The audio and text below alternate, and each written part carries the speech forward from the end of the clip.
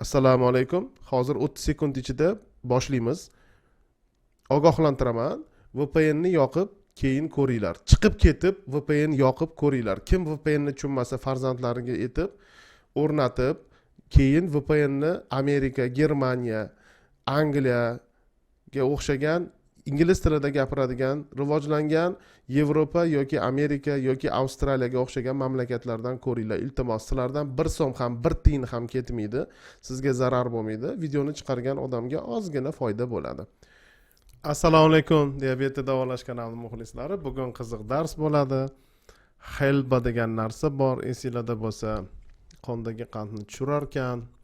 Shuncha payt befoyda degandim. Bugun u haqida ham o'rganamiz. Demak, zavtrakdan, nonushtadan boshlaylik. Ukropni mayda qilib to'rab, bir kosa bodring bilan aralashtirib, oldin bir bokal suv ichamiz, keyin bu bodringli ukropli salatni yeb olamiz. Keyin tuxum qovurib yeymiz.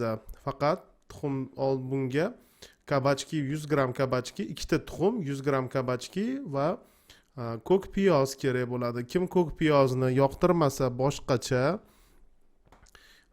ko'katlardan qo'shishi mumkin. 1 choy qoshiq o'simlik yog'i, zaytun yoki semichka yog'i kerak bo'ladi. Kimda kabachki bo'lmasa, o'rniga ismaloq yoki gulkaram ishlatishi mumkin. Demak, kabachkini yo to'rab olamiz yoki yo'q, oldin to'rab olamiz, keyin qovurib olamiz. Keyin ustiga tuxum chaqamiz. 5 minut yana pishiramiz, keyin ustiga ko'k piyozni sepamiz. Bir porsiya ovqatimizda 22 gram oqsil, 18 gram yog' va 6 gram uglevod bor. Xo'p, endi bu qismi ikkita bo'lib qolibdi hozir.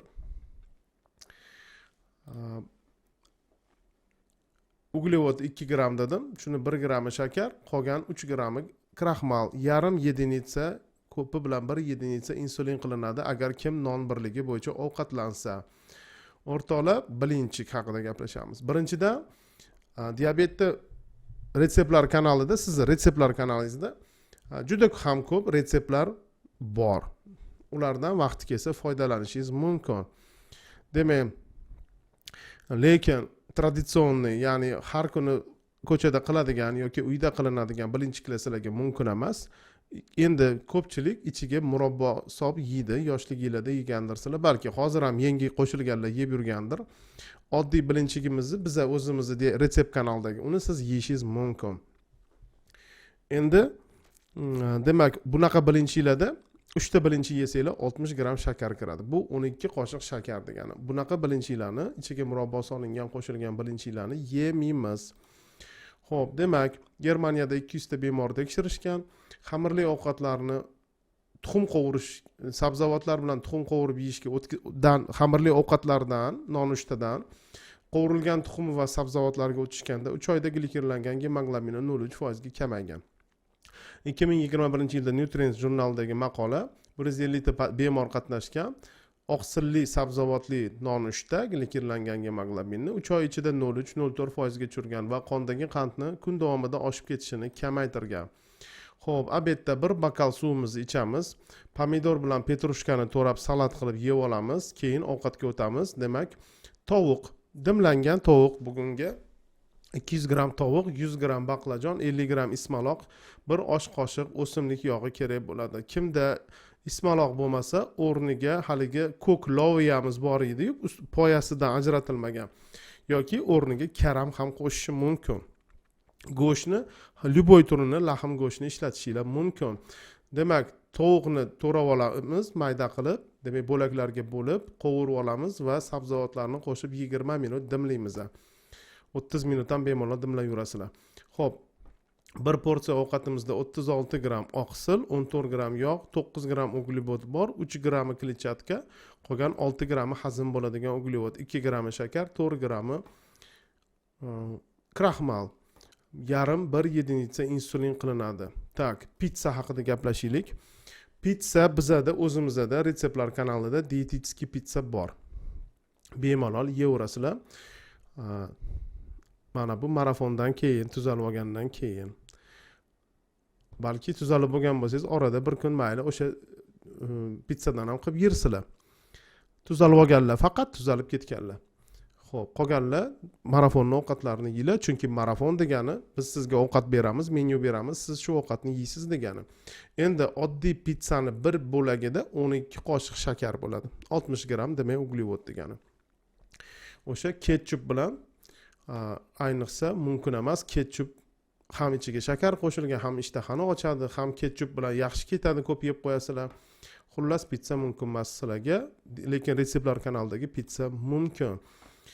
Amerika Qo'shma Shtatlarida 500 ta bemor ishtirok etgan tekshiruvda xamirli ovqatlarni oqsilli ovqatlarga almashgan bemorlarda 12 hafta mobaynida glikerlangan gemoglobin 0.4% ga tushgan. 2020-yildagi maqola Diabetes Care jurnali 200 ta bemorni tekshirgan, oqsilli, sabzavotli obedlar glikerlangan gemoglobinni 0.5% ga tushirgan va qorin aylanasini 3 santimetrga kichraytirgan 3 oy ichida. Kechqurunga rediskani to'raymiz, rukkolani qo'shamiz, bir kosa salat qilamiz. Oldin bir bokal suvni hammasini ichamiz, keyin salatni hammasini yeymiz, keyin kechqurunga bugun baliq. Xohlagan baliq, qizil balig'iz yoki sazan yoki boshqa baliqlarni ishlatishingiz mumkin. Uni gulkaram va sabzi bilan birga dimlab yeymiz. 200 gram baliq, 100 gram gulkaram va 50 gram sabzi kerak bo'ladi. Bir osh qoshiq o'simlik yog'i kerak bo'ladi. Demak, baliqni marinovka qilamiz, tuz, ziravorlar bilan va o'sha sabzavotlarni qo'shib, yog'ni solib 25 minut duxovkada pishirib olamiz 180 gradusda. Duxovkasi yo'qlar yoki skоворodka yoki qozonda past olovda xuddi shunaqa dimlab pishiradi.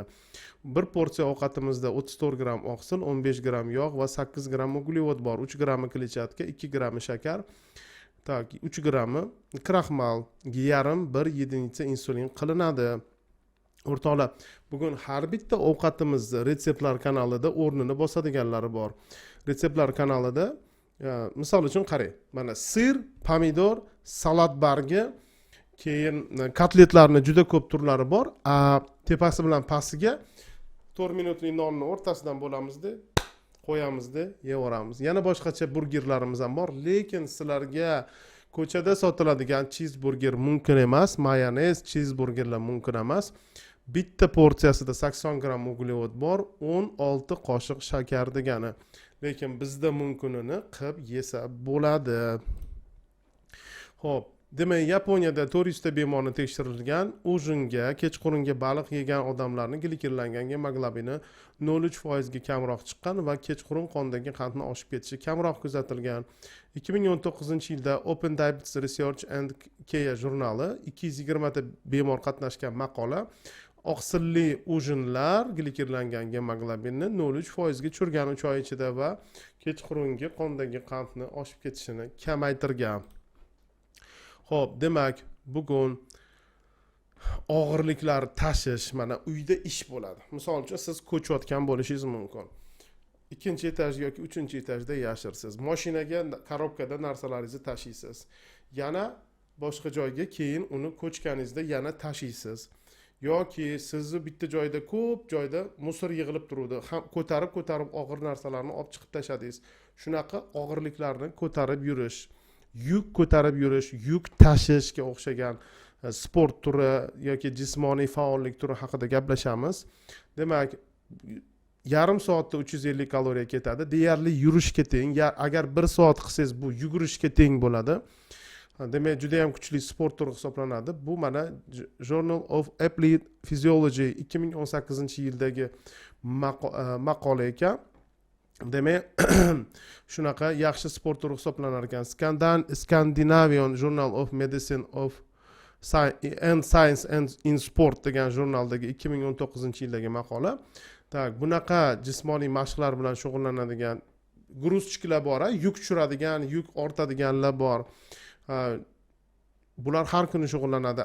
Haftada 3 marta shunaqa yuk tashish bilan, yuk tushirish bilan shug'ullanadigan odamlarning glikerlangan gemoglobini 0.3-0.4% ga tushgan. Preventive Medicine Reports jurnali 2020-yildagi maqola. Energiya ko'p sarf qiladigan uy ishlari diabet rivojlanish xavfini 20% ga kamaytiradi deb shunaqa maqolada xulosa berilgan. Так, значит, kim bunaqa yuk tashish bilan shug'ullansa, yuk tushirish bilan shug'ullansa, og'irliklar ko'tarib boshqa joyga ko'chirish bilan shug'ullansa, ovqat yegandan keyin yurmasa mayli, shu ishini qilganning hisobiga qondagi qanti tushadi. Bugun xelba haqida gaplashamiz. Har doim mumkin emasdirdim. Xelba bu dukkakliklar oilasiga kiradi. Xuddi loviya, no'xat, chechevitsaga o'xshagan narsa. Buni biza fenugreek deyiladi. Bizada xelba deb aytishadi. O'zi pajitnik degan o'simlikni nomi bu. Demak, 1 yil o'sadigan dukkakliklar oilasiga kiradigan mahsulot. Bu ta'm beradigan, hid beradigan va dorivor vosita sifatida ishlatiladi. Demak, xuddi yong'oqni mazasini beradi. Misol uchun sirga qo'shsa, sir bilan yong'oq yeyotgandagi bo'lasizlar. Xo'p, endi nima qilar ekan bu xelbamiz? Buni xelbani o'zi ekstraktlari sotiladi va o'zini urug'ini ham yesa bo'lar ekan. Demak, buni ichida galaktomannan degan eruvchan kletchatka bor. Bu chiyaga o'xshagan narsa. Qorningizni to'q tutish, ovqatdan oldin yeb olsa tezroq to'yish uchun ishlatiladi. Yana bundan tashqari insulinga sezgirlik va ishtahani pasaytirish xususiyati ega. 5-10 gram yoki agar ekstrakti bo'lsa 1-2 gram ekstrakti qabul qilinadi 3 oy mobaynida. Nutrition Research jurnali 2015-yil diabeti bor odamlar uni qabul qilganda glikerlangan gemoglobini 12 hafta mobaynida 0,4% ga tushgan. International Journal of Medicine Sciences 2016-yil 200 ta diabeti bor odam tekshirilgan. Demak, qondagi qand 25 mg detsilitrga, deyarli qondagi qandni 1,5 taga pasaytirgan. Phytotherapy and Research jurnali 2018-yildagi maqola meta-analiz, ya'ni juda ham ko'p analizlar, maqolalarni tekshirishgan. Demak, xelba glikerlangan gemoglobinni tushadi va ozishga sabab bo'ladi debdi. Xo'p, demak, maydalangan, ezilgan urug'ini suv bilan birga ichamiz yoki ekstrakti bo'lsa, uni ham kapsulada suv bilan birga ichamiz. Kichik dozalarda boshlaymiz. Demak, ovqatdan oldin ichamiz, qorningizni tezroq to'yishiga, kamroq ovqat yeyishingizga va shuni natijasida qondagi qandni oshib ketmasligiga sabab bo'lar ekan. Bugungi darsimiz shu edi. Xelba foydali mahsulot ekan, lekin o'ylamanglar, sehrli mahsulot emas. Chiya ham bundan yaxshi xususiyatga ega. Bemalol kim xelba ichib shubhalanib, foydamikin, foyda emasmikin desa, xuddi men aytganimdek ichsin. 5-10 gramdan 2 mahal ichadi, ovqatdan oldin 1 bokal suv bilan, maydalangan, ezilgan holatda. Xayr. Xo'p, videoning oxirida shuni aytmoqchi edimki, sizda har xil savollar paydo bo'lishi mumkin. Bu mahsulotni qayerdan topaman, qayerdan sotib olaman, qanaqa pishiriladi, tayyor yo'qmi? Yana shunaqa juda ko'p savollar paydo bo'lishi mumkin. Ikkita yo'li bor. Yoki bu narsalarni hammasini mustaqil o'zingiz hal qilasiz, yoki bizani o'zimizning chatimiz bor. Bu chatimizda kuratorlar bor va tuzalgan bemorlar, o'sha hamma narsani tushunadigan odamlar bor. Xohlagan kuningiz sizni hech kim majburlayotgani yo'q. Lekin orada yangi odamlar bor. Ular misol uchun, voy undan ko'ra pulligiga qo'shilaman. Bu shunaqa yaxshi bo'lsa, agar bitta video shunaqa yaxshi bo'lsa, qolganlari bundan ham zo'r bo'lsa kerak. Kuratorlarni poddershkasi yoki doktordan so'rab turish imkoniyati, shunga o'xshagan narsalar bo'lsa, men undan ko'ra pulligiga qo'shilaman degan odamlar bo'ladi. Pullik narsa har doim yaxshi bo'ladi va yaxshi natijaga erishiladi. Chunki odam ijtimoiy, ayniqsa ayollar ijtimoiy mavjudot. Ijtimoiy degani ular boshqalar bilan aloqada bo'lishi kerak. Gaplashish kerak, savol berish kerak, muhokama qilish kerak. Ayollar bir-biriga retseptlarni o'rgatadi, yana boshqa savollar bor. Erkaklar ham shu jumladan ijtimoiy mavjudot. Bir o'zi hech kim diabetdan tuzala olmaydi. Gruppa bo'lsa tezroq tuzalib ketadi. Bu narsa ixtiyoriy, hech kim sizga majburlayotgani yo'q. Xohlasangiz Telegramimga pullik marafonga qo'shing deyishingiz mumkin. Bu narsani xohlagan payt qilishingiz mumkin. xohlagan payt qilishingiz mumkin. Agar kimda kim bo'lib qolsa, пожалуйста, kutamiz. Erta har doim bilib qo'yinglar, pulli narsa yaxshiroq bo'ladi va foydasi ko'proq bo'ladi.